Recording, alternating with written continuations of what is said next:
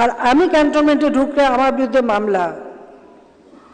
সেদিন প্রতিজ্ঞা করেছিলাম যে ওই ক্যান্টনমেন্টে আর বসবাস করতে হবে না, যেদিন সময় পাবো বের করে দেবো, বের করে দিতে।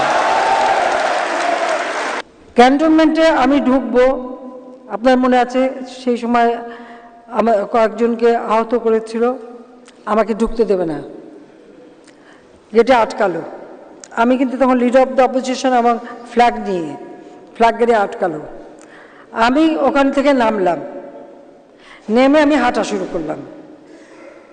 বারবার আমাকে বাধা দেওয়ার চেষ্টা, কিন্তু আমার সাথে আরও, আর আমি যখন হাঁটতে শুরু করছি ন্যাচারালি ওই দিকে অনেক লোক জমা হয়ে গেছে, আর আমার সাথে যারা ছিল সে 4 কিলোমিটার হেঁটে আমি সিএমএইচের পৌঁছালাম।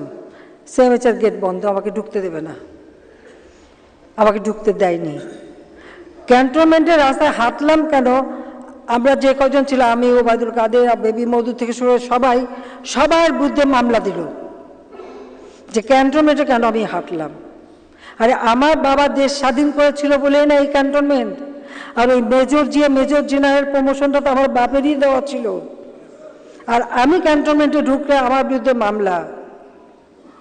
সেদিন প্রতিজ্ঞা করেছিলাম যে ওই ক্যান্টনমেন্টে আর বসবাস করতে হবে না, যেদিন সময় পাবো বের করে দেবো, বের করে দিতে।